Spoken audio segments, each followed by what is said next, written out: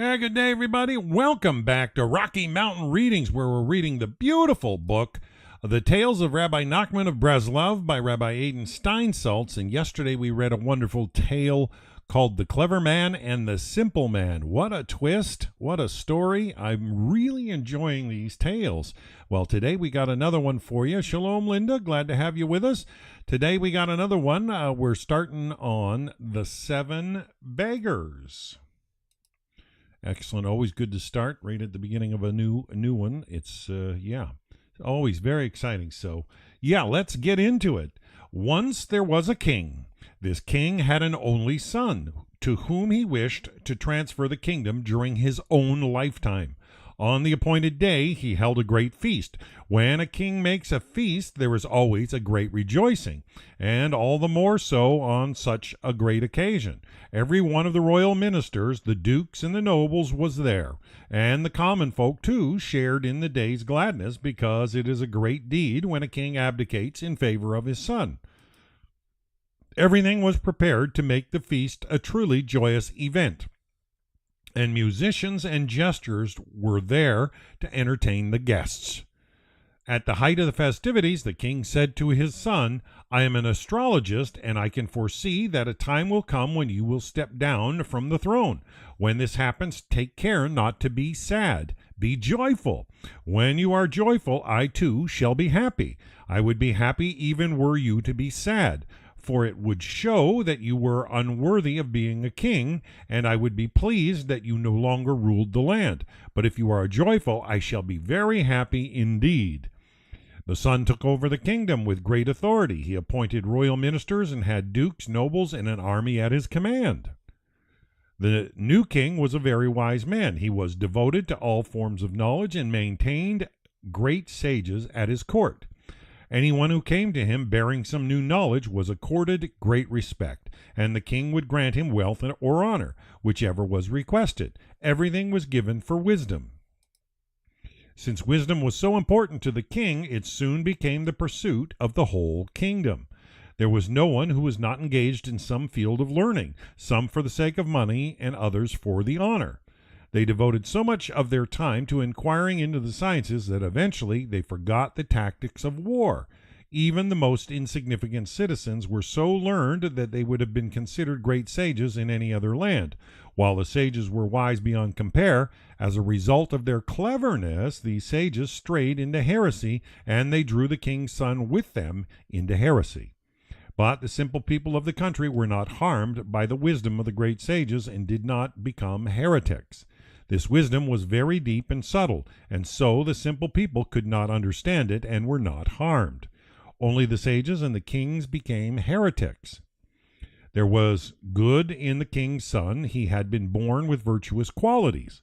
Occasionally he would remember and reflect, "What have I come to? What am I doing?" He would sigh and deplore his sad state. "How could I have strayed into such things? What is happening to me? What will become of me?" But every time this happened, he would soon begin to use his intellect, and his heretical ideas regained their sway. Shalom, Sheila. One day, the entire population of the country took flight. On the way, they passed through a forest and lost their two small children of different families, a boy and a girl of about 4 or 5. The children had nothing to eat, and they began to cry for food. As they wept, a beggar came by carrying bags of bread. The children ran after him and clung to him. He gave them some bread to eat and asked them, "Where are you from, and how did you get here?" "We don't know," they replied, for they were very small children. The beggar turned to go, and the children pleaded with him to take them with him. "I do not want you to come with me," he said. Then the children noticed that he was blind. They were astonished by this, for they were unusually clever children, and they marveled that he was able to find his way without being able to see.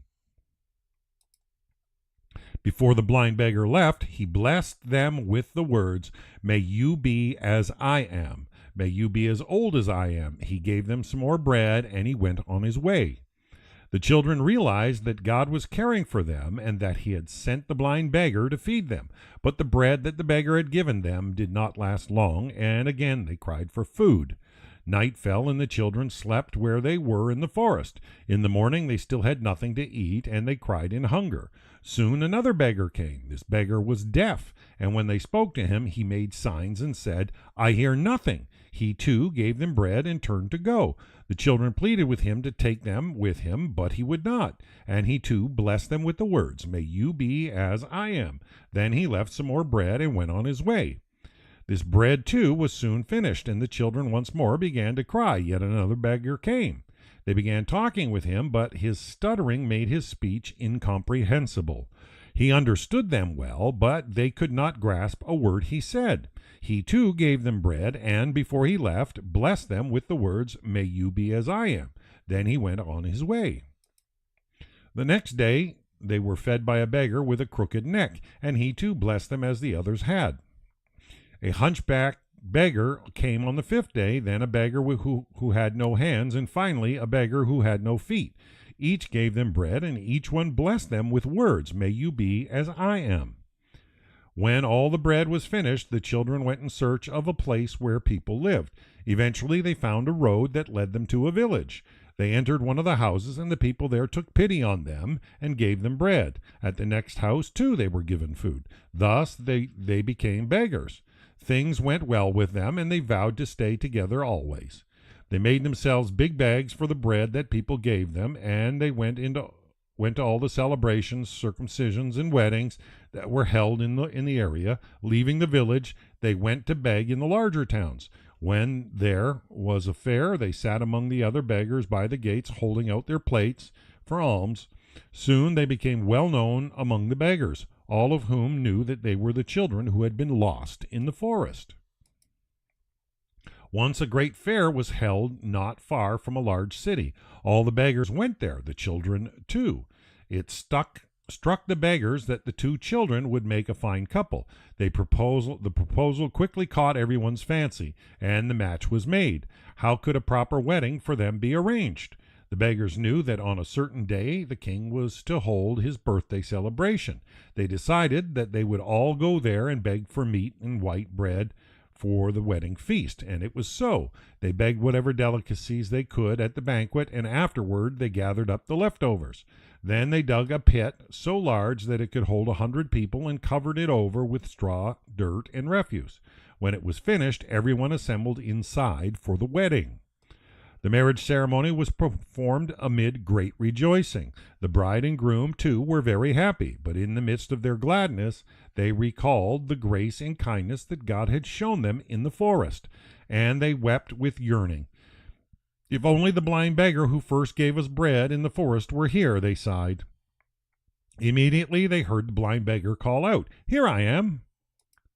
"I have come for your wedding," he told them, "and my wedding gift is that you be as old as I am. When you were little children in the forest, I blessed you thus, and now I have come to give it to you as a gift for your wedding. You think that I am blind. In fact, I am not blind at all, but to me, the time of the whole world is not worth a moment's fleeting glance. I am very old and still very young, despite my great age. I have not even begun to live. Not only do I say this of myself, but it has been confirmed to me by the great eagle. I shall tell you a story. Once some people were traveling in a great fleet of ships upon the sea. A tempest arose and smashed the ships, but all the people were saved. They reached a tower and climbed up into it, and there they found food, drink, and clothing of all kinds, and everything else that they needed. All the pleasures and comforts of the world were available there. After they had settled down, they decided that each should tell an ancient tale, the story of the very first thing he remembered. There were young and old among them, and they honored the oldest by asking him to speak first. "What shall I tell you?" exclaimed the old man. "I remember when the apple was cut from the bough."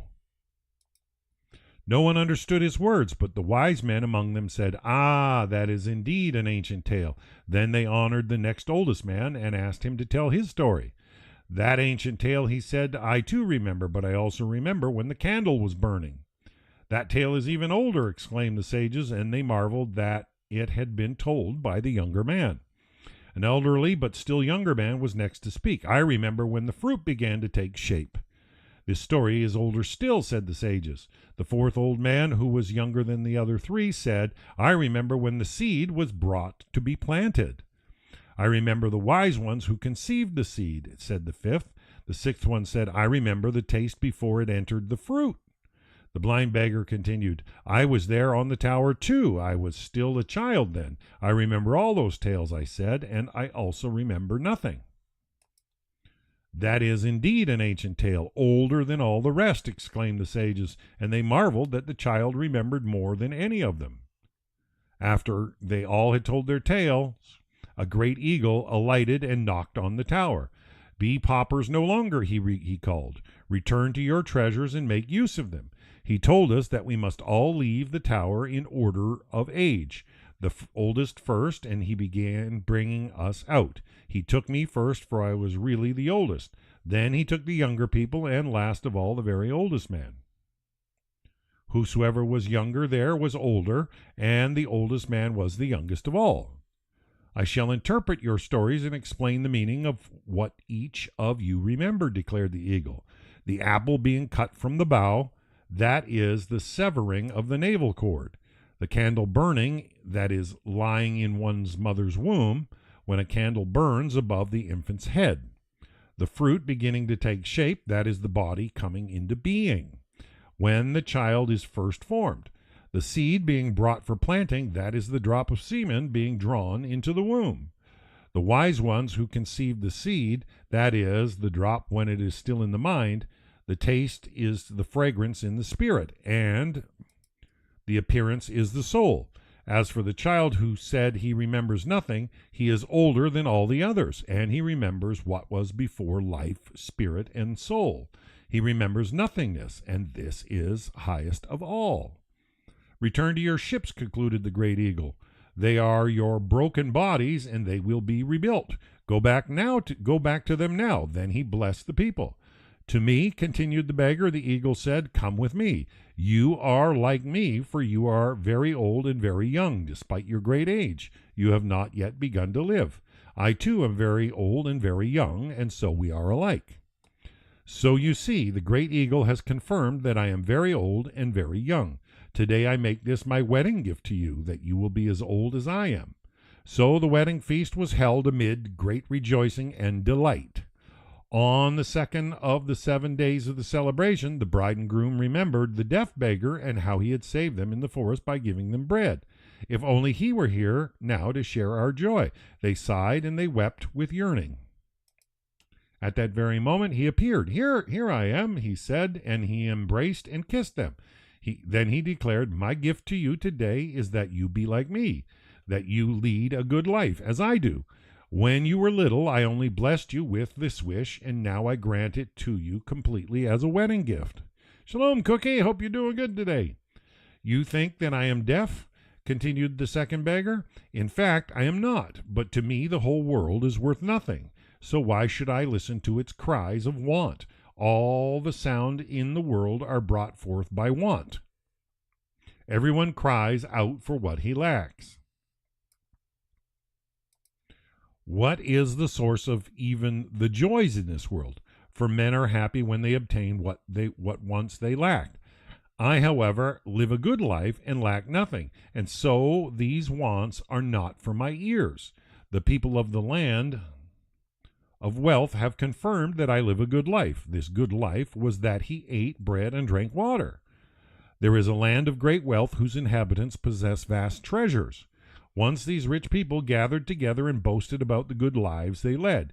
Each one described the comforts and pleasures of his life. I live a better life than you, I told them, and I can prove it. If you lead such good lives, you ought to be able to help a certain country that I know.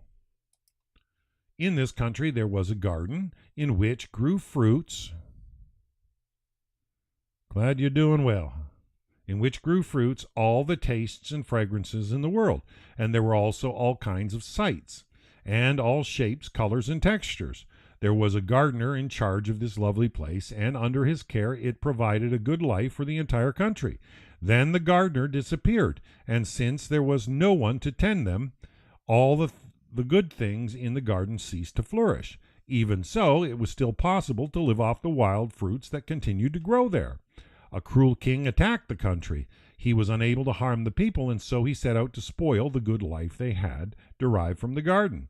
He did not do this by destroying the garden itself, but by means of 3 bands of slaves who did his bidding.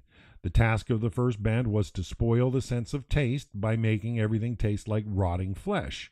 The task of the second band was to spoil the sense of smell by imparting to every fragrance the bitter odor of galbanum. The third band spoiled appearance of all things by darkening the people's vision, as though heavy clouds covered their eyes. Now, if you really live a good life, I told the rich people, help this country. But I warn you, if you do not help them, these same 3 misfortunes will be your lot too. The richest people set out for the country of the garden, and I went with them. On the way, they continued to live their customary good lives, for they were all very rich. As they came closer to the country, however, they felt that the taste and the smell and the appearance of everything were becoming spoiled. You haven't yet reached the country, I told them, and already your senses are blighted. What will happen when you get there? Will you be able to help its people? I gave them some of my own bread and water to eat and drink. In my plain fare, they found every kind of taste, smell, and appearance, and their spoiled senses were made good. Meanwhile, the people of the country of the garden themselves began to seek a way to restore their corrupted senses. They had heard of the wealthy country, and they had thought that the lost gardener must be of the same origin as the people who lived the good life. So they decided to send to that country for help. Messengers were dispatched, and on their way they encountered the very people they were seeking. "Where are you bound?" the wealthy people asked the messengers. "We are going to seek help from the country of wealth," that latter replied. "We are from the country of wealth ourselves," exclaimed the travelers, "and we are on our way to you." "But they need me," I told the travelers, "for you will not be able to save the country. Stay here, and I shall go with the messengers." I accompanied the messengers back to their country and entered one of its cities. Some people drew near the place where I was standing. They were joking with one another, and soon more and more people gathered around, all of them joking and laughing. I listened to what they were saying and heard obscenities. One of them would say something lewd, another would say it more subtly, a third would laugh, and so on and so forth. I went on to another city, and there I saw 2 people arguing about a business deal. They went to court to settle the dispute, and the judges pronounced one of them innocent and the other guilty. As soon as they left the court, they began to quarrel again. They were not satisfied with the judgment and decided to take the matter to another court. After the matter was once more settled, one of them began arguing with someone else, and these 2 decided to go to yet another court. Thus all the people were continually arguing and bringing their disputes to one court after another, and thus it was the whole city was full of courthouses. I investigated the situation and saw that it had come about because no one cared for truth. The judges all took bribes, so that if one judge decided in someone's favor, another might just as well decide against him, for their decisions were never based upon truth. Then I saw that the country was filled with promiscuity. The people had been so corrupted by fornication that they considered it quite permissible. I told the people that it was these things that had spoiled their senses, and I showed them how all had been wrought by the 3 bands of slaves signed by the cruel king to undermine the country. One band had gone around speaking coarsely and so had introduced obscenity into the country. Obscenity had so corrupted the senses of taste that all things seemed to taste of carrion. Another band had introduced bribery into the country, and this had corrupted the sense of sight. The people's eyes were clouded, for it was written in Scripture, "Bribery blinds the eyes of the sages." The third band had brought promiscuity into the land, and this had corrupted the sense of smell.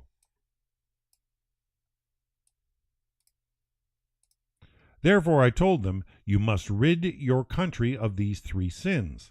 Seek out the men who introduced these abominations and banish them. When you have thus purified the land, you not only will your senses be restored, but you will also be able to find your lost gardener. They did as I had told them. In order to seek out the slaves who had done the cruel king's bidding, they seized people and asked them, "Where did you come from?" In this way, all slaves were isolated and banished, and the country was purified of the 3 sins. Meanwhile, people began to talk about a lunatic who walked the streets claiming that he was the gardener. Everyone had thought that he was mad, and people used to throw stones at him and drive him away. But perhaps he was really the gardener. He was brought to me, and I declared, "This man is indeed the gardener." When they saw how I restored that country, the people of the land of wealth agreed that I live a good life. Now I grant you my good life and my wedding gift. The happiness and rejoicing at the wedding celebration grew even greater, for both long life and a good life had been bestowed on the young couple in the presence of all. On the 3rd day of the feast, the bride and groom wept with yearning once more as they remembered their days in the forest. "If only the beggar who stuttered were here to share our joy," they sighed. They sat longing for him. He entered the place where they were celebrating the great pit dug by the beggars. "Here I am," he cried, and embraced and kissed them. Then he too began, "In the forest I blessed you with the wish that you should be as I am, and now I grant it to you as a wedding gift. You think that I am heavy of speech," he continued. "In fact, I am not really a stutterer at all. I am unwilling to speak, because all that man says that is not uttered in praise of God is wanting. In fact, I am extraordinarily eloquent. I am a master of poetry and speech. I can recite such marvelous parables, poems, and songs that when I begin to speak, there isn't a creature on earth that does not desire to listen. And in my words there is all wisdom. This has been confirmed to me by the great man who is called the man of true grace." Once all the wise men were sitting together, and each one was boasting of his science. One of them claimed that he had invented the smelting of iron. Another said that he invented the extraction of silver, which was more important. But then someone else said that he had discovered how to purify gold. Another wise man boasted that he had invented the instruments of war, and yet another claimed that he could extract metals from ores never used for this purpose. Others boasted of having made other important inventions by means of science, such as gunpowder and explosives. As they sat there boasting of their science, one of them said, "I am wiser than all of you, for I am as wise as the day." No one there understood what he meant. "If all your sciences were added together," he explained, "the sum would amount to no more than a single hour. Each of the sciences is derived from one of the 7 days of creation, and all of man's science is to assemble various elements that were created on a particular day. All of your wisdom, if it could be summed up, would amount to no more than that of a single hour of creation. But I am as wise as a whole day." "As which day?" I asked the wise man who had just spoken. "This man is wiser than I am," he exclaimed. "He asks which day, but in fact I am as wise as any day you wish." How then did my question show me to be the wiser? He too is as wise as any day he wishes, but that is a whole story in itself. "The man of true grace is a very great man," continued the beggar. "I gather and bring to him all acts of true grace, and time itself is created by acts of true grace. At one end of the world there is a mountain. On the mountain is a rock, and from the rock flows a spring. At the other end of the world is the heart of the world. Everything has a heart, even the world itself. The heart of the world is the perfect form of man, with a face, hands, and feet, but even its toenails possess more heart than the actual heart of any other being. The spring and the heart face each other from the 2 ends of the world. The heart yearns greatly for the spring and wishes to come to it. Its desire is so great that it cries out with yearning. The spring, too, longs for the heart. This heart suffers in 2 ways. The first is the burning heat of the sun.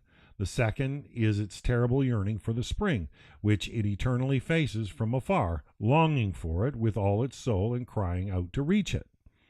When the heart has need of a little respite to revisit its spirit, a great bird comes and shades it from the sun with its outspread wings. But even in these moments of rest, the heart gazes at the spring and never ceases to yearn for it.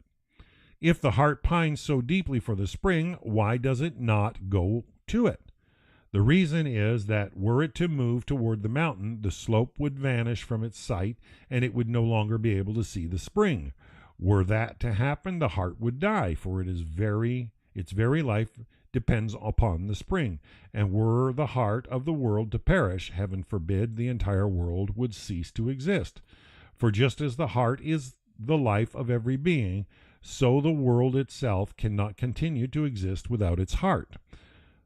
Thus the heart can never come to the spring and stands forever facing it, yearning and crying for it from the depth of its soul. The spring has not time of its own, for it does not exist within time. How then can it continue to exist in the world?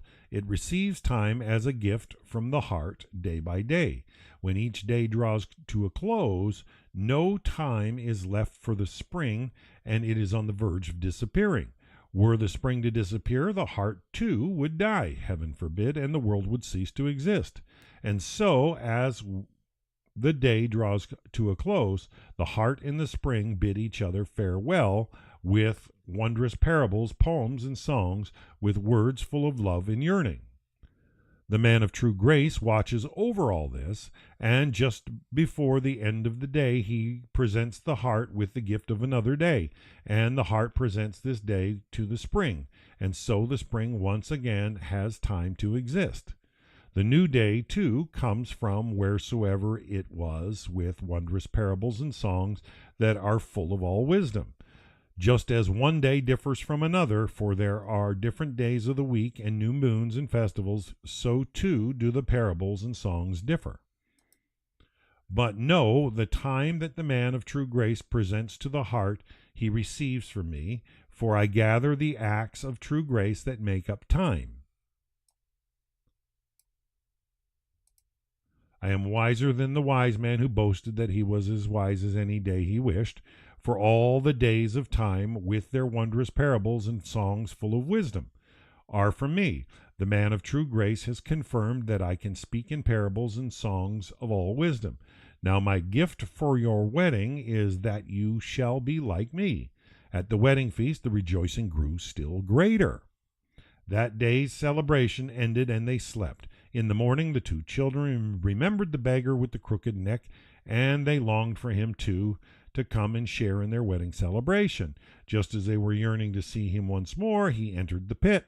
"Here I am," he exclaimed, and he fell upon their necks and kissed them.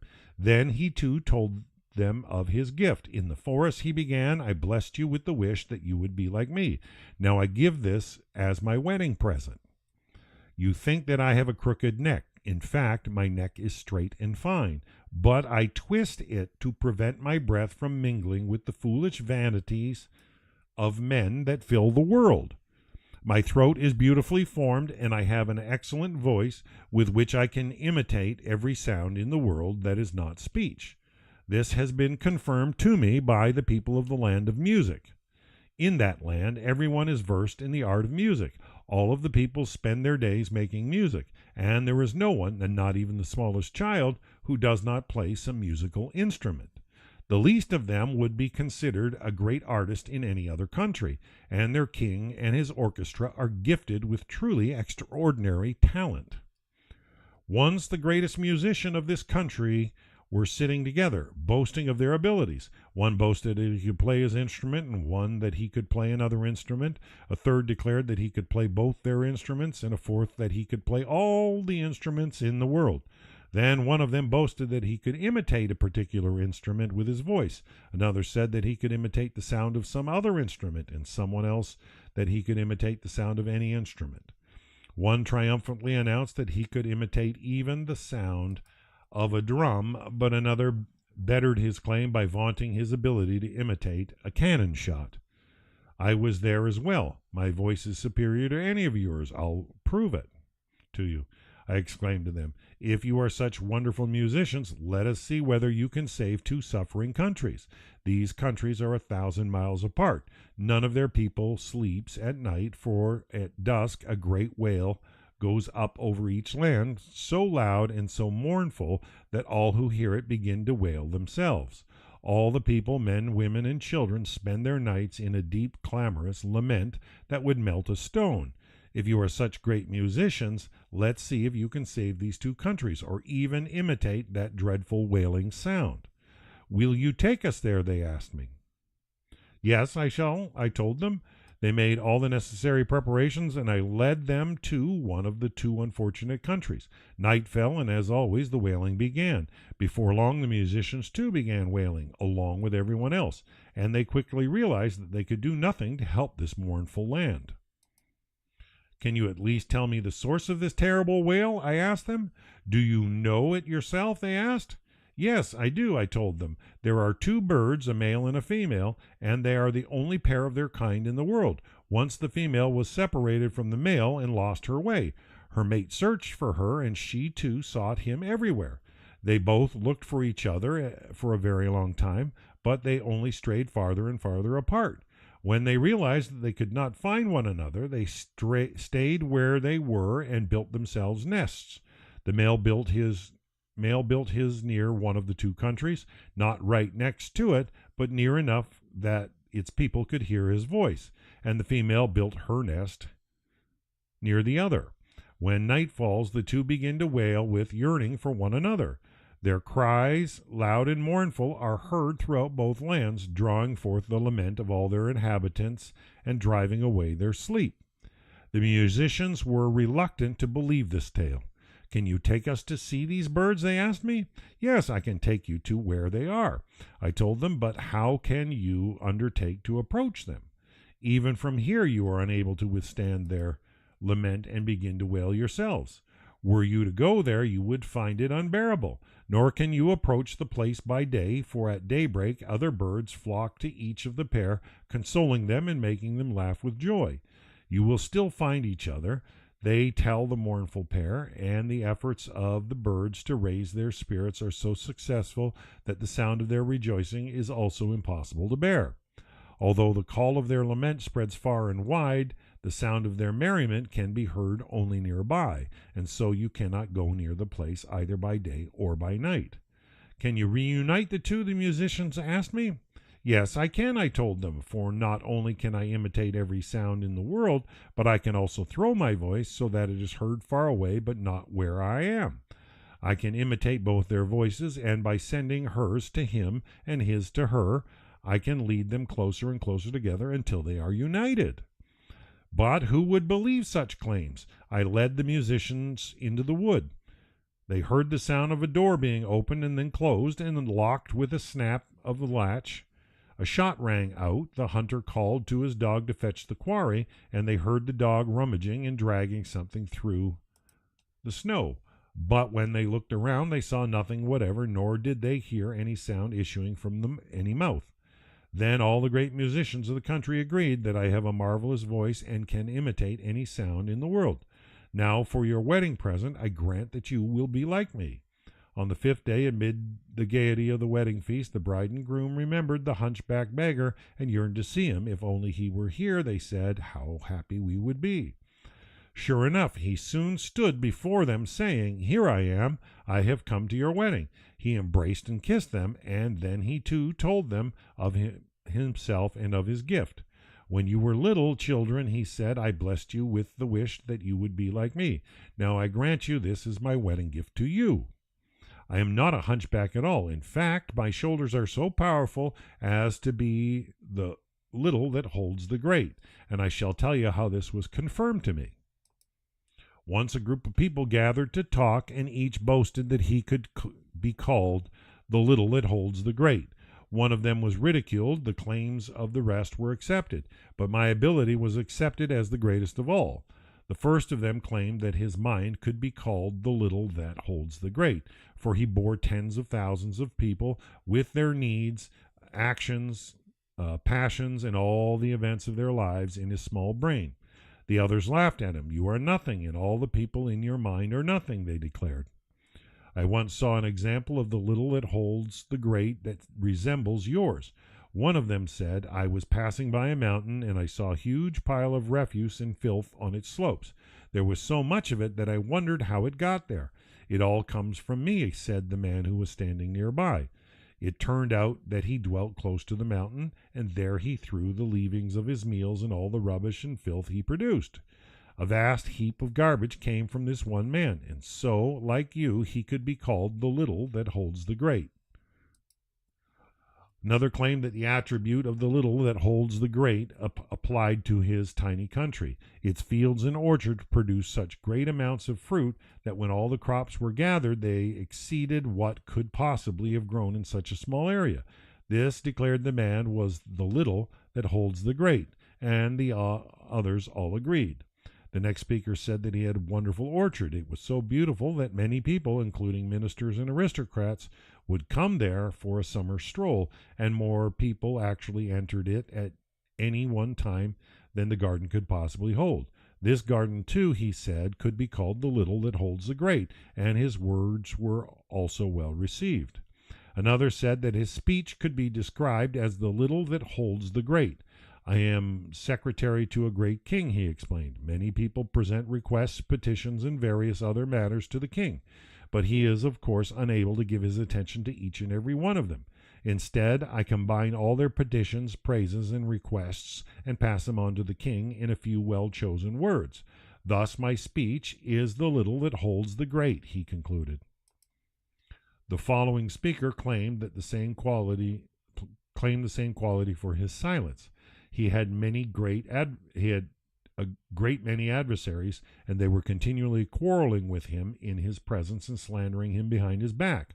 All that they said he met with silence, and his silence responded to so many words of calumny that it too could be considered the little that holds the great.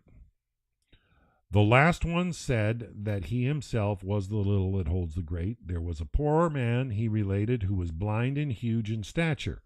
He was small himself, but he guided this poor blind man. Were it not for him, the huge man would slip and fall, and so he considered himself the little that holds the great. Now, continued the hunchback beggar, I told them, you all possess something of the little that holds the great, and I know that each one of you meant by his words. I know, too, why the last to speak, who holds us that he leads the huge blind man, is the greatest of you. It is he who leads the moon, which is called blind because it has no light of its own. He is small, and the moon is great, for the world could not exist without it. And so he can truly be considered the little that holds the great. But my claim to the quality is greater than any of yours, and I can prove it. Let me tell you a story. Once a group of people were making a study. Every animal they knew has a particular shady spot where it chooses to abide. Every bird, too, has a bough upon which it rests, and there it perches, nowhere else. The people wondered whether there was a single tree in whose shade every animal would want to lie, and in whose branches every bird would find its place. They discovered that such a tree did exist, and that animals and birds of every kind lived there, all mingling and playing together and never harming each other. They desired very much to go to that tree, for they realized that the joy of being there must surely be boundless. They tried to ascertain in which direction they should go, but could not agree among themselves, and there was no one to decide who was right. One said that they would go to the east, another to the west, and others were just as strongly in favor of the other two directions. Then a wise man came and said to them, "Why are you inquiring about the direction? First you should find out which of you can go there. Not everyone is worthy of going to the tree, only those who share its qualities. Faith in God, fear of God, and humility are its roots, and its trunk from which its branches grow is truth. Whosoever does not possess these attributes cannot approach the tree." Some of them did have such attributes, but others did not. As they were all of one group and did not want to be separated, they decided to wait until all were worthy so that they would all go together. They worked to improve themselves, and when all were worthy, there were no longer any differences of opinion about the right direction. They set out together on their way to the tree. They traveled for a long time until they last saw the tree from afar. When they looked at it, however, they realized that the tree did not exist in space. It had no place. But if it did not exist in space, how could they reach it? I, too, was with them, and I told them I could lead them to the tree. The tree had no place because it existed beyond space. Now the little that holds the great, the small place that holds more than it possibly can, does occupy space, for no matter how small it is, it must occupy some space. I embody the highest form of the little that holds the great, for I stand at the very limit of space, beyond which there is no space. I could bring them to the tree that is beyond space, for I am the threshold between space and beyond space. I brought them to the tree, and that is how I received confirmation that I am the highest form of the little that holds the great. Now I give this to you so that you will be like me. The joy of the wedding celebration continued, made even greater by the gifts of the young couple had received. As their rejoicing entered the 6th day, the newlywed couple yearned to see the beggar who had no hands. They had not been thinking of him long when he entered the pit and said, "Here I am. I have come to your wedding." He embraced and kissed them, and he too granted them the fulfillment of his blessing. "You believe that my hands are stumps," the beggar told them, "but they are really quite sound. In fact, they are extraordinarily powerful, but I do not use my strength in this world because I need it for another purpose. This was confirmed to me at the Castle of Water. There was a king who desired a princess. He devised many plots to capture her, and finally he succeeded in bringing her to his side. One night the king dreamed that the princess rose and killed him. He awoke with a start, and his memory of the dream troubled him deeply. He called for his soothsayers, and they said that the dream meant that she would indeed kill him. The king did not know what to do with her. He could put her to death, but this would upset him. He could also banish her, but the very thought angered him.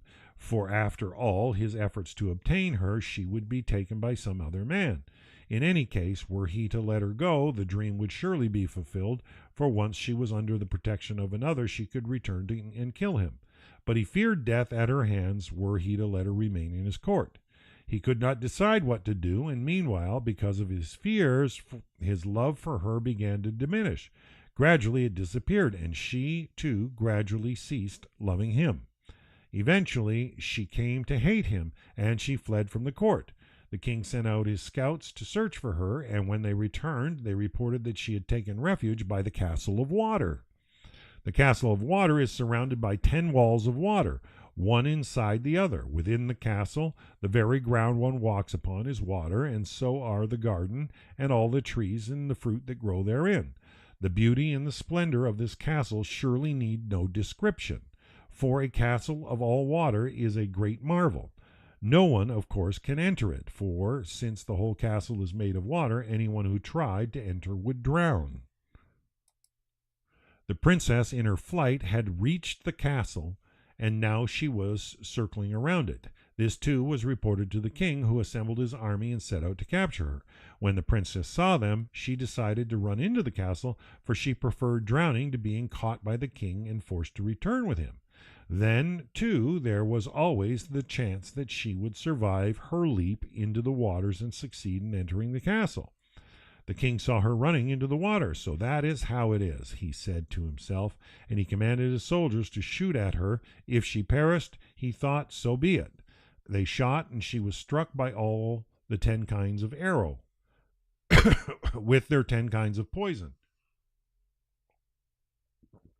She continued her flight into the castle, and she passed through the gates of all 10 watery walls, for there are gates in the walls of the Castle of Water to reach the inner court. There she fell and remained in a deep faint. Once I told this story to some people who had all been boasting about the strength of their hands. Each had described a great feat that testified to his power. One boasted that his hands were so powerful that he could catch and retrieve an arrow after he had shot it from his bow. What kind of arrow can you retrieve? I asked him. Well, there are 10 kinds of arrow, and on the tip of each is smeared a different kind of poison. Each one of the 10 inflicts a different kind of harm, and each one is more powerful than the last. Which kind can you retrieve? And can you retrieve the arrow only before it strikes, or even after it has hit the mark? I can retrieve the arrow even after it has struck its prey, he answered. But what kind of arrow can you retrieve? I asked again. He described the particular kind of arrow to which his strength applied. If you can retrieve only one kind of arrow, I said, you cannot heal the princess. Another boasted that his hands were so powerful that when he received, he was actually giving, and therefore he is always a great giver of charity. There are 10 kinds of charity. Which kind do you give? I asked him. He answered that he gave the tithe of 1 in 10. If you only give this charity, I exclaimed, you cannot heal the princess, for you can penetrate only the first of the walls that surround her. Another man boasted of his power to bestow the wisdom that all the leaders of the world needed just by laying his hands on their heads. There are 10 kinds of wisdom. Which kind can you bestow? I asked him. He described the particular kind of wisdom he could bestow. You cannot heal the princess, I told him, for you cannot know her pulse. There are 10 kinds of pulse, but if you can bestow only one kind of wisdom, you can know only one of them. Yet another man boasted that his hands were so strong that he could hold back a tempest and make it into a pleasant breeze.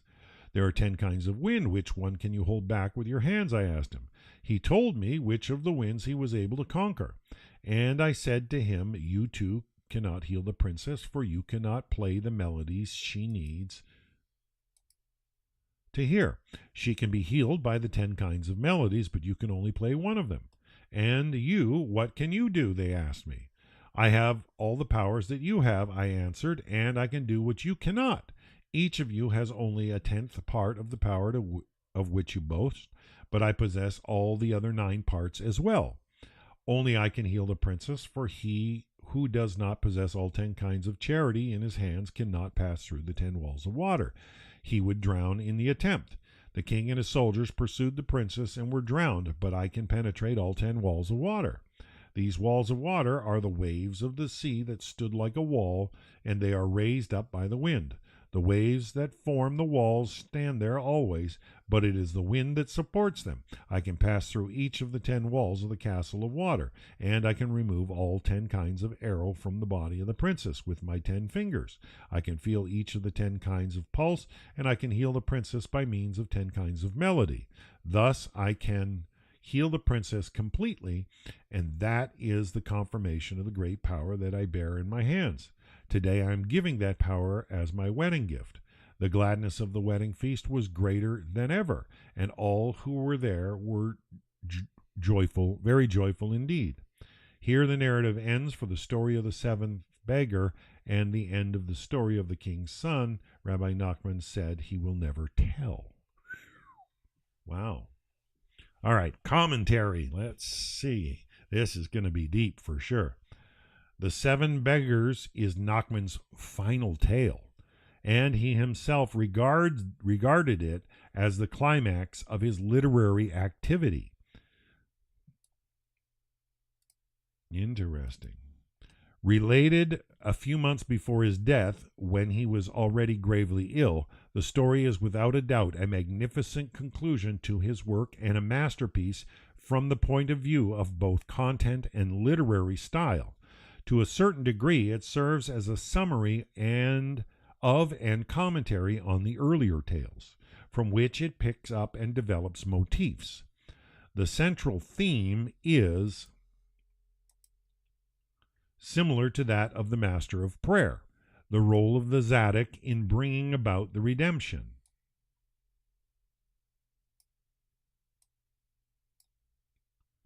Come on, highlighter. But here the emphasis is more on the Tzaddik's theological, almost cosmic functions, and less on his work among men.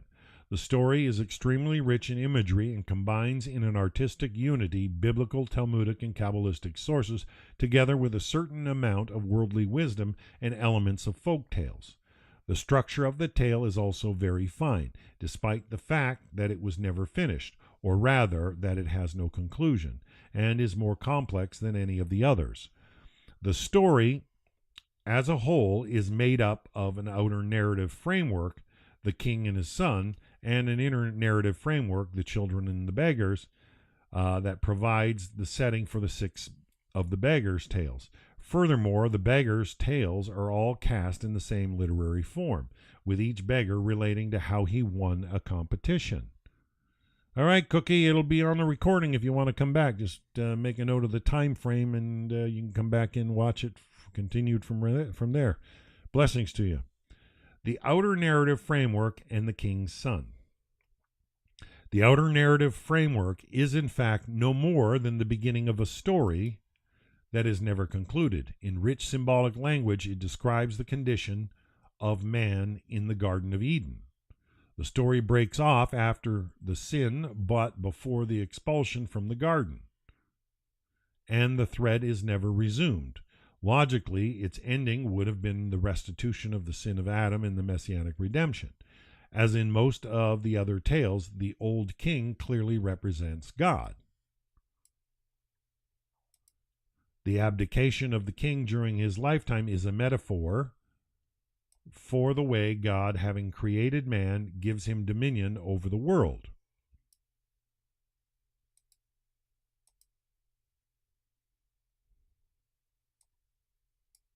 Come on, highlighter. And the great feast refers to the story of the celebration held by the heavenly hosts at the end of creation. The description of the king as an astrologer who knows that at some time in the future his son will be deposed, but not how the latter will react to this state of affairs, reflects the apparent contradiction between divine omniscience and the free will given to man.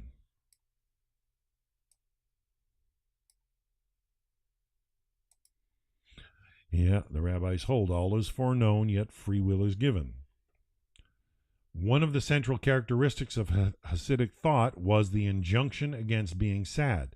Unlike bitterness, which can be productive, sadness was regarded as a kind of self-indulgence that drains a man of spiritual resources. Yeah, they hold, bitterness is the opposite of peace, and no one can really know what peace is without going through some degree of bitterness. And they say bitterness can be productive, but sadness is regarded as a kind of self-indulgence that drains man of his spiritual resources. A person who is sad about having sinned, for example, loses the capacity for change and is likely to be caught in vicious circles from which there is no exit. Wow. Sin creates feelings of guilt, which generate sadness and dejection, which lead to despair and to surrender to the urge to sin again. Whoa, deep.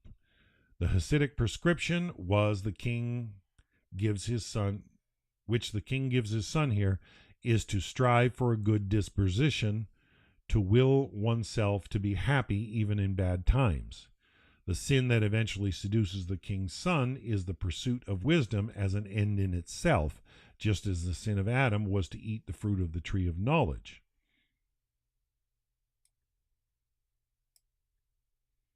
Wow. In the continuation of the theme of the clever man and the simple man, Nachman shows how such wisdom leads to heresy. So true. The idea that excessive concentration on the intellectual side of life can make one forget the art of war is derived from a classical treatment of the fall of Jerusalem, but here it also refers symbolically to neglect in the day-to-day struggle with evil.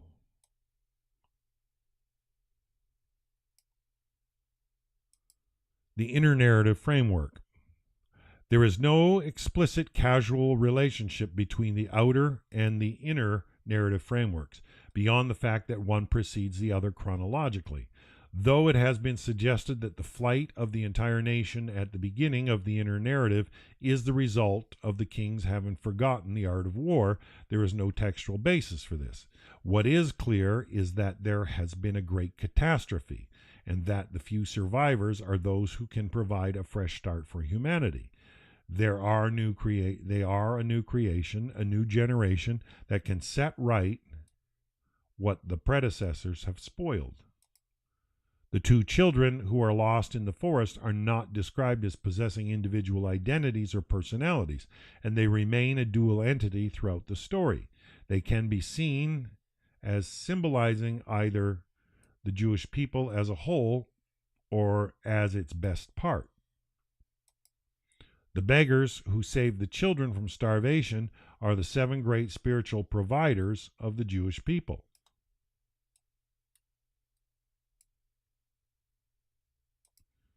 Who were active in their own times and also serve as paradigms of parallel leaders in later generations.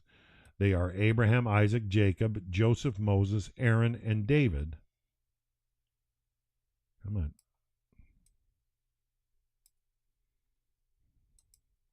Though they do not appear in the story in this order, who are collectively known in mystical sources as the 7 shepherds. The word beggar is highly significant, for in Yiddish it also means seeker and prayer. By devoting their lives to the quest for sparks of holiness that are imminent in the world not yet exiled from it.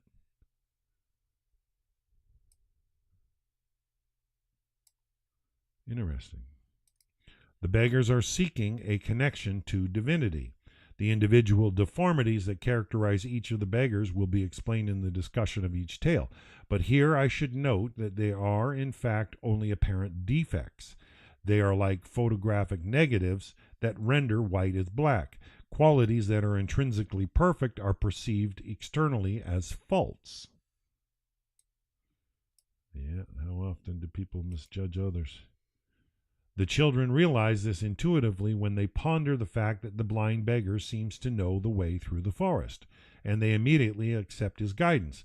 Together, the defects of all the beggars, or rather their opposites, make a complete human figure. This reflects a profound and esoteric Kabbalistic doctrine that develops the biblical verse that man was created in God's image into the idea that there is a link between each external organ and each of the 10 sefirot, the divine manifestations. Man's task in the world is to bring himself to perfection, that is, to recreate himself according to the divine image and thereby redeem himself and the world. The fact that each beggar gives the children only a little bread and then leaves them to fend for themselves reflects a bitter historical reality. Great leaders are few and far between, and in the interim periods, the people must subsist on spiritual sustenance given them in earlier times. The blessings that the beggars give the children refer, of course, to inner qualities and not defects, but for the sake of the narrative, it is not made clear until much later. The act of blessing someone, the paradigm of which it is to be found in the biblical story of the patriarchs, is to pass on to another a gift that one has received oneself. It is a method by means of which spiritual existence transcends the barriers between people, and it is a manifestation of the donor's desire to remain in the world indefinitely by imparting his experience and essential humanity to those whom he considers worthy. What a definition of blessing. With each encounter, the children develop spiritually, and eventually they too become beggars, seekers after sparks of holiness. At this point, they must marry, for according to Jewish sources, only when man and women are united can they reach perfection. The wedding celebration seems to combine 2 major Jewish festivals: the New Year, Rosh Hashanah, and the Feast of Tabernacles, Sukkot, the day of the king's birthday celebrations, on which the beggars could ask for and obtain whatever they desired, is the New Year, the remembrance of the first day, which is also a day of judgment when God decides what each person will receive in the coming year. The resemblance to the Feast of Tabernacles is even more striking. This is a 7-day festival, and the place of the bride and groom are in a pit dug by beggars is a tabernacle or the sukkah. Furthermore, it is Kabbalistic custom to invite one of the 7 shepherds to one's tabernacle on each of the 7 days. As I have noted, the beggars represent the 7 shepherds, but the correspondence is not total either in historical order or even in Kabbalistic symbolism. Nachman was not writing a commentary on the sources, but was telling an allegorical tale that draws heavily on them, and one should not seek consistent or rigid equivalences here. The figures are composite and sometimes conflated. The blind beggar's tale. Each beggar's tale is introduced by a standard formula. On arrival at the wedding feast, the beggar declares his intention of completing the blessing that he had bestowed on the children in the forest, a gift that has existed only in potential and is now to be made effective. Come on. He explains the paradoxical nature of his deformity and then goes on to tell about the storytelling competition in which each participant claims the greatest prowess in a particular quality. The blind beggar's tale differs from the others in that it offers a partial commentary on its own symbolism. The blind beggar is symbolic of the patriarch Isaac, who in the biblical accounts is characterized by both blindness and a long life. The beggar explains to the children that his blindness is in fact an acuity of vision so great that he does not perceive the details of mundane existence and sees everything in the perspective of eternity. The competition by which he proves his superiority to the others also deals with the eternity or the length of life. The problem of time greatly preoccupied Nachman, and he discussed various aspects of it in his writings.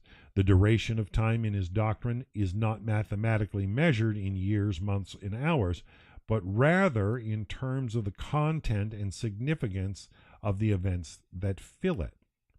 Wow, what a statement. Hence the great importance of memory. Furthermore, there are different kinds of time. In the higher levels of existence in the upper worlds, duration is progressively more concentrated, and as one reaches the highest realms, it contracts to a single dot that verges on nothingness. Certain details are omitted in the eagle's explanation of the various stories, including, of course, the significance of his own role. In fact, the eagle is a representative of the Kabbalistic figure known as the Prince of the World, or the youth. Nachman portrays him as possessing the same characteristics as the blind beggar, a combination of great youth and great age. One of the tasks of the Prince of the World is to bring to the souls of the dead tidings that the resurrection is at hand and that their bodies will be reconstituted. The eagle himself and the blind beggar have reached such a high degree of timelessness that they have loosened their ties to physical existence. And to hear them talk about this degree of timelessness, and they draw it from Elijah's ascension, and just profound. The thoughts of the transformation from flesh to a greater state. The sea on which the people in the blind beggar's story were sailing is life in the world, and the ships are their bodies. The tempest, as in other tales, is the force of evil. Here it is death which can destroy the body but not the soul. The tower is the Garden of Eden, according to a Kabbalistic doctrine that states that the souls of the dead reside there in anticipation of the resurrection of their bodies. Implicit here is the fact that both the eagle and the blind beggar exist at a spiritual level where the body is not very important.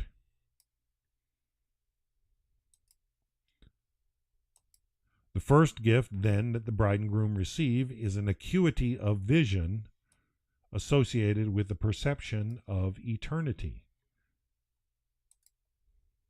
The deaf beggar. Unlike the blind beggar, the deaf beggar states explicitly that his gift is not apparent deformity, but a related quality. That is, the good life he lives. The connection between the two is simpler in this tale than in the previous one. The beggar's deafness is in fact his inability to hear the vanities and the troubles of the world, and his gift is a good life, that is, a life without troubles. On the level of biblical symbolism, this beggar represents the patriarch Abraham, who it is said had a good life. In Genesis 24:1, it is said, "And the Lord had blessed Abraham in all things." And one midrashic source alludes to him as the deaf servant of the Lord. In various places in his work, Nachman refers to the phenomenon of noise. He states that worldly sounds have no real existence. He refers not only to the cries of pain that derive from want, but also to the sounds uttered by men when they think they are enjoying true abundance, but are in fact in the intermediate stage of the temporary relief afforded by the gratification of ephemeral needs. The true tzaddik, who lives a good life, must thus be deaf and must pay no attention either to the imaginary problems of life or to its illusory pleasures. The nature of the good life is the topic of the deaf beggar's tale. What a lesson. The garden is the collectivity of human souls, and it contains all fragrances, colors, and forms. The gardener is the tzaddik of the generation, whose task it is to take care of the souls both individually and communally. As long as he is present, the inhabitants can live a good life, but when he leaves, everything begins to disintegrate, and the evil king, the powers of evil, or man's evil inclination, takes over. It is interesting to note that evil cannot destroy the garden, but can only corrupt it. Interesting.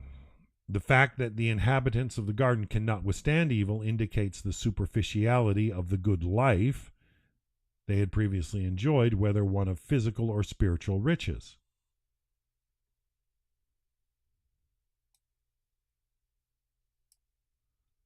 What a statement. The people of the land of great wealth, who ostensibly live a good life and who set out to save the garden, are unable to resist the pervasive corruption and have to be rescued by the bread and water of the beggar.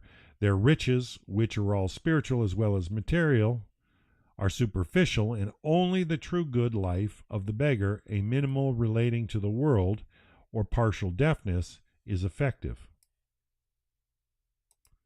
The beggar's diagnosis of the ills of the garden and his prescription of techniques to overcome them are derived largely from traditional and Hasidic sources.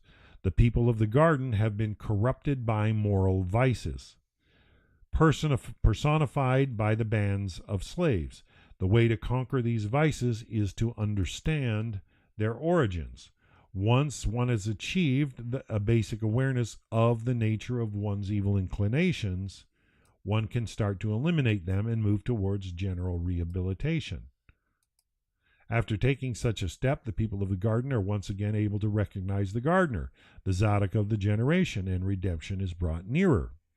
The third beggar's tale is one of the most famous tales in all Hasidic, as well as in world religious literature. Its remarkably few images are employed with great poetic skill and conjure up a substantial, almost palpable mystical world. The beggar who stuttered represents Moses,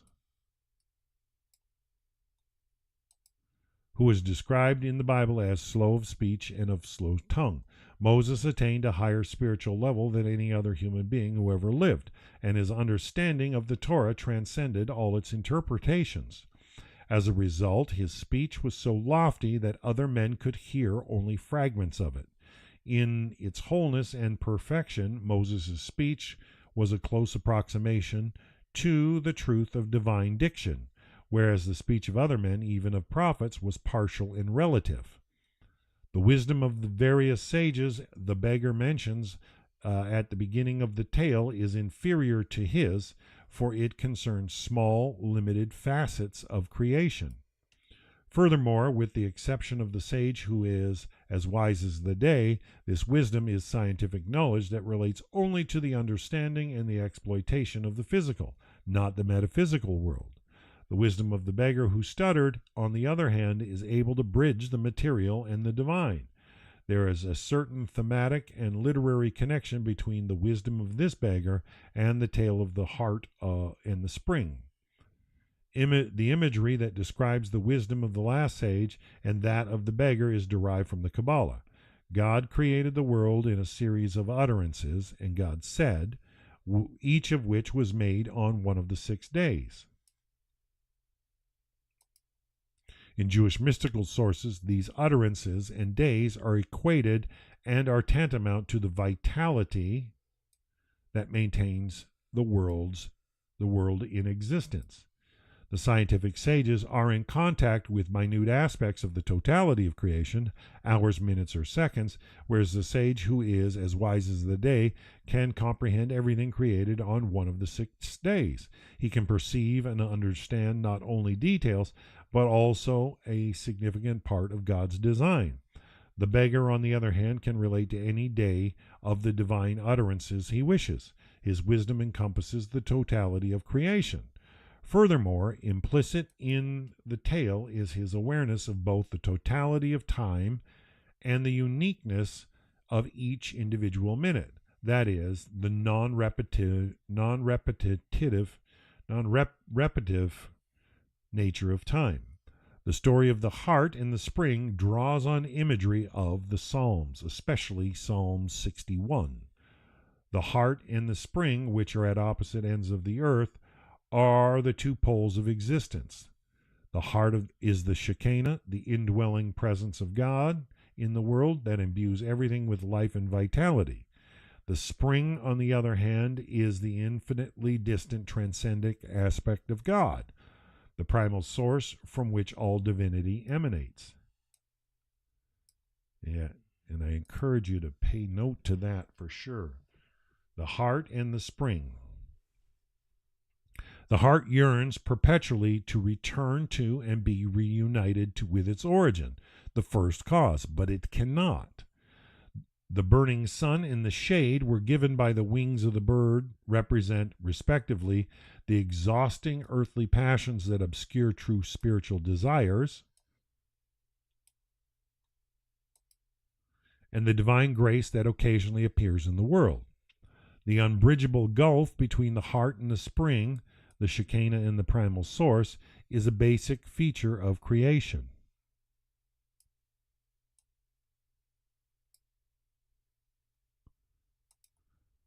Were the heart ever to attempt to cross it, the world would cease to exist.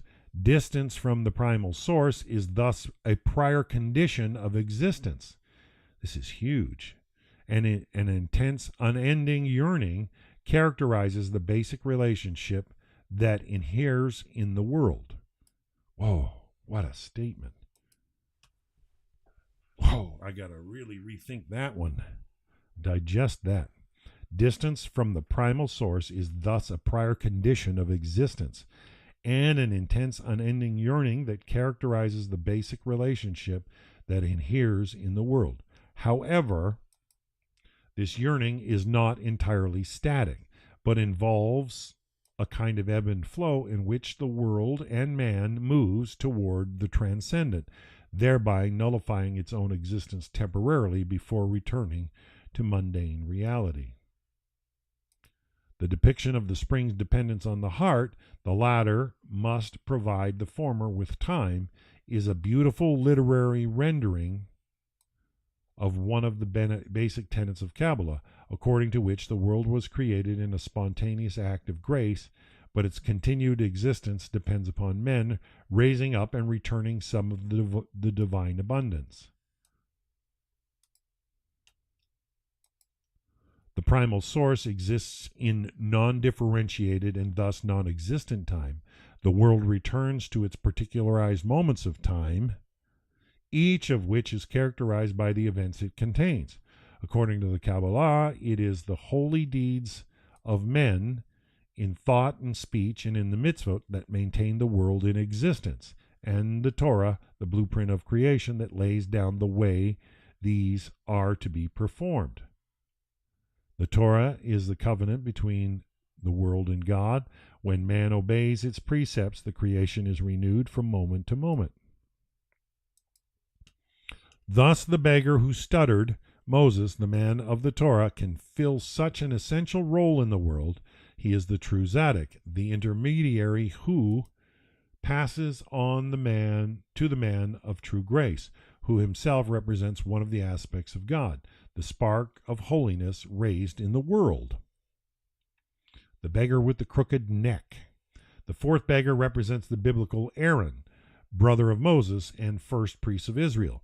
In Midrashic and esoteric literature, Aaron is described as the best man of the Shekinah, and his task is to reunite Israel with God.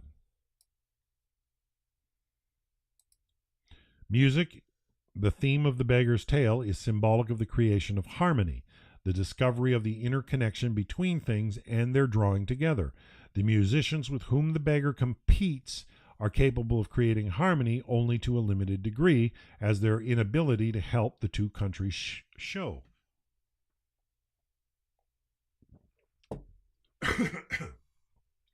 They cannot cure the pain of the world. The two countries afflicted with insuperable sorrow are as far apart as heaven and earth, and the two birds, whose image is derived largely from a Kabbalistic interpretation of the symbolism of the two-winged cherubim in the temple, are symbolic of God and the Shekinah.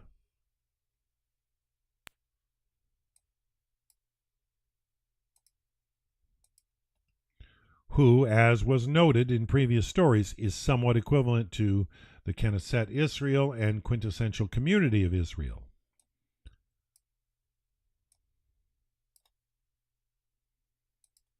When the temple was still standing, the two lived together in perfect bliss, but since the exile they have been separated and yearning unceasingly for each other. By day, the sorrow of the two birds is alleviated by the singing of the other birds, which symbolize the prayer and rejoicing of human souls. At dusk, however, grief becomes a predominant factor in the world. Jewish literature is replete with references to the nightly weeping of God and the Shekinah over the bitterness of the exile.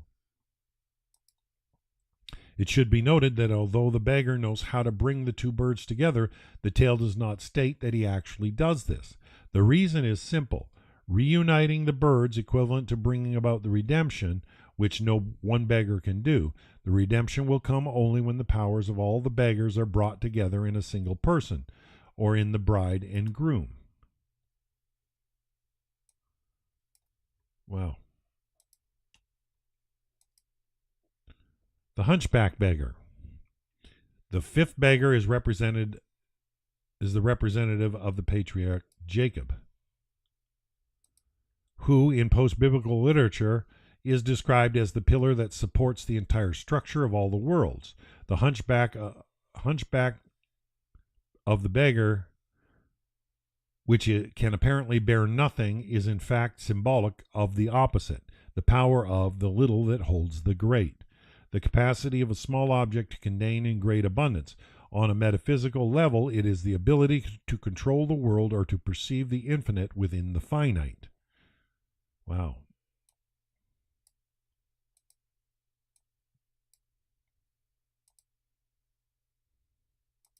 The competition among the various people who claim to possess all this power exposes various common fallacies concerning its significance. The first competitor, who is ridiculed, is almost Swiftian satire, makes the mistake of seeing the ability to contain the great within the little as no more than the concentration of a particular quality. He is incapable of changing its essence and certainly has acquired no control over it. The man with a small plot of land producing a large quantity of crops can be seen as someone who performs the mitzvah, which contain within them the great yield of their rewards. The orchard of the next competitor can perhaps be seen as the Torah, which possesses many deep levels of significance in addition to the simple meaning of the text. The secretary is a kind of sage and tzaddik who is able to compose, on behalf of others, prayers to God, in which he includes the collective desires of mankind. Silence is the ability to change the nature of and thus overcome the destructive aspects of human speech. The Kabbalah In Kabbalah, the moon is always regarded as a symbolic of the Shekinah. It has no light of its own, just as the Shekinah derives all nourishment from the higher Sephirot. As has been notified frequently, the Shekinah needs the deeds of men to function in the world. The man who leads the huge blind man is thus symbolic of the great Zadok, a man who directs human activity and helps the Shekinah. Whereas other beggars' tales dealt with the problem of time, the emphasis here is on space. The place in which all space is focused is the tree of life, whose description in the book of Daniel 4, verses 7 to 9, is reflected in the imagery of the tree in this tale. All creatures derive their life from this tree and seek to find it. It is not easily found, however, for it is located at the point that contains the essence of all space. Even before the people in the tale set out on their quest, they discover that the location of the tree is characterized by a further non-spatial dimension, that of mortality, and that to prepare themselves they must develop the qualities of faith in God, humility, and truth.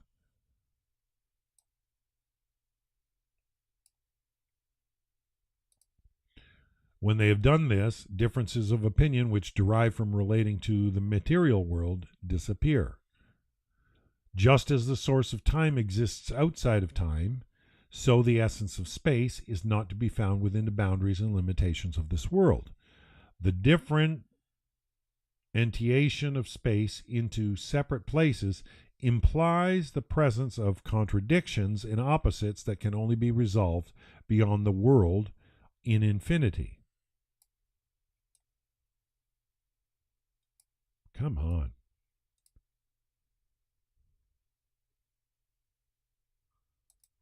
However, though the moral qualities acquired by the seekers permit them to approach the tree, they do not provide the actual means to transcend the limitations of place. Yeah, this is the way Hasidic thing works. Like you have to merit faith, and then that merits prayer, and so on and so on and so on. You can't just blanket acquire everything. You've got to acquire one before you can acquire another and another, and they have logical connections, so you understand the whole of the matter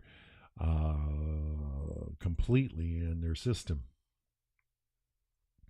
However, though the moral qualities acquired by the seekers permit them to approach the tree, they do not provide the actual means to transcend the limitations of place. The people need the help of the hunchback beggar, the Zadok who can grasp the infinity of space within a single point, who can hold the great within the small. This ability is the gift the beggar bestows upon the bride and groom.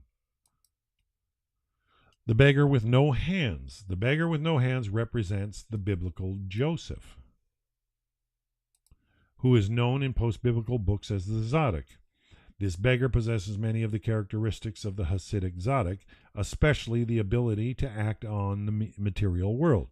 He has the power to save the princess, the Shekinah, from her suffering and thereby to heal the pain of the world. The people who boast about the strength of their hands possess certain aspects of the spiritual powers that have been mastered in their entirety by the beggar and that are qualities of the Hasidic Zadok. The retrieval of an arrow, even after it has struck its prey, is symbolic of the process of repentance, which can reverse and negate an act that has already taken place. Yeah, they see repentance as going beyond space and time, in the sense that the trajectory that you're on in the sin is completely changed once you repent, as if it never happened. So different trajectory. By repentance, you can walk clean. Very, very profound ideas. By repenting, one creates a situation in which it is as if the evil deed that one has committed no longer exists. The 10 different kinds of arrow represent sins connected with the 10 sefirot, or rather with their counterparts, the 10 sefirot of impurity or of evil, Only a true Zadok is able to bring about repentance for all kinds of sin. The dispensation of charity acquired a special meaning in the Hasidic movement. The Zadok was generally supported financially by his followers, to whom in return he gave spiritual nourishment and guidance. This relationship was frequently likened to that between the Sabbath, the source of blessing, and the weekdays, which give it charity, and thereby receive sustenance. The receiving that is also giving is thus characteristic of the Zadok. The bestowal of wisdom, which here also signifies spiritual energy, was another function of the Zadok.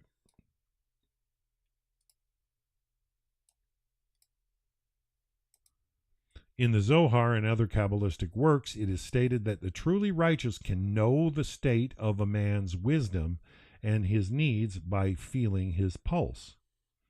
Furthermore, the Zadok could understand and redirect the evil impulses of his followers, here represented by the 10 different kinds of raging wind that can be converted into sweet melodies.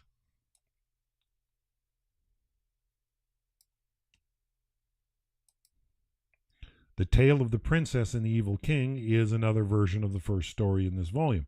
The princess is symbolic representation of the Shekinah, the soul of the world. The king of the forces of evil, his passion for her, reflects the desire of evil to unite with holiness and to derive from it the flow of divine abundance.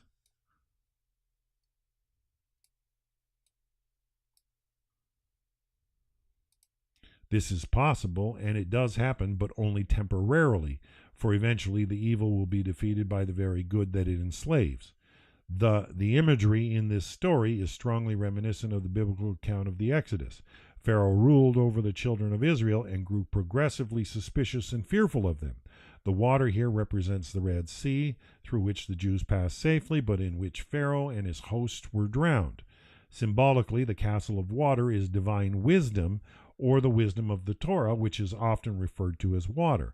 Only the true Zadok can penetrate its miraculous liquid walls, the depth of esoteric wisdom, and can cure the mortally injured princess, the Shekinah. We are told that the beggar actually does this. As the tale of the beggar with the crooked neck, the gifts exist potentially and can be brought to actuality only when it is bestowed upon the bride and groom.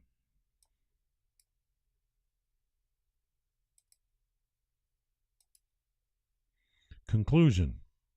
Not only is the Shekinah not saved at the end of the sixth tale, but also there is no conclusion to the whole story. The seventh beggar who has no feet has not arrived at the wedding, and we are not told what happens to the king's son, with whom the story begins. Nachman himself stated that he did not wish to conclude this tale, which would in fact have ended with the redemption. It is nevertheless possible to follow through a number of hints in the text and other sources to see what might happen. Yeah, I remember this is Rabbi Aiden Steinsaltz writing this, and he was the Nasi from 2004 to 2008 in the Revised Sanhedrin. He was considered the high priest. So Rabbi Aiden Steinsaltz, I'm sure, had deep insights himself. The beggar with no feet is representative of the biblical King David, whose dancing is described in chapter 6 of the second book of Samuel. Dancing was of great significance in the Hasidic movement, and the role it played in Hasidic celebrations is vividly portrayed in many accounts. Dance and bringing together all the powers of the feet represent the basis of simple and perfect faith. A further association with this image is the period immediately preceding the arrival of the Messiah, which is called the footsteps of the Messiah. Come on. When the bride and groom receive the gift of the seventh beggar, they will have acquired the degrees of perfection of each of the seven shepherds, and will be able to go on their own day, the day of the Messiah. Then they will be able to save the king's son from his doubts, and will themselves assume rule of the land, and perfection will be restored to the world. What a beautiful story. Perfect timing, too. We were able to get through it in a full 90-minute session. And so that leads us to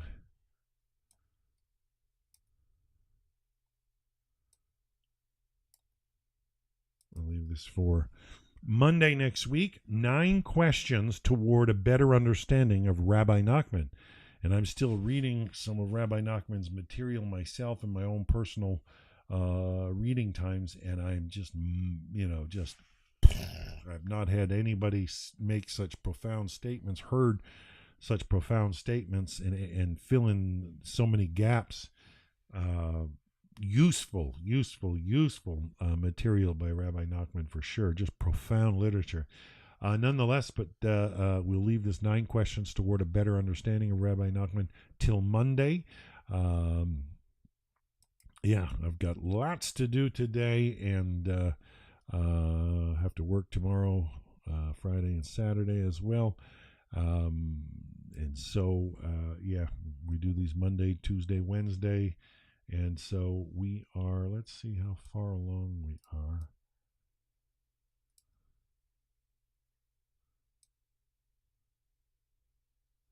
Yeah, we're more than 80% done the book. And so, 80% done the book, Tales of Rabbi Nachman. I think those are the tales that Rabbi Steinsaltz wanted to share, because it takes us right up to this thought, the footsteps of the Messiah, which, most rabbis today believe we're in that stage, the footsteps of the Messiah. So let's see what he's got with more of these 9 questions. I'm sure Rabbi Steinsaltz is going to elaborate on some beautiful, beautiful Hasidic ideas.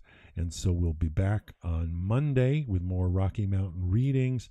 And I wish you all a Shabbat Shalom. And I will be on later tonight, 9 p.m. Eastern, 6 p.m. Pacific, doing a meditation class with Rabbi Michael Skobach's wife, Hashi Skobach. And for me, I find it's a very basic class, but it's just, ideas on how to decompress. And let's face it, sometimes the onslaughts of the world do distract us. But I love this tale where it talked about, the sort of blind man and what he was, actually blind to, and it was a strength, and what the deaf man was actually deaf to. Just profound ideas. And as long as people learn how to tune out the negative, they can begin to focus on the positive and actually integrate it into their lives, rather than just it be an idea rolling around like a marble up there. You want it to be put into practice. And so if you want true Torah transformation, where your life is legitimately growing and growing into all that Hashem has called you to be. And so, we will be back on Monday with more Rocky Mountain readings. Till then, have a wonderful, wonderful week, everybody. Bye for now.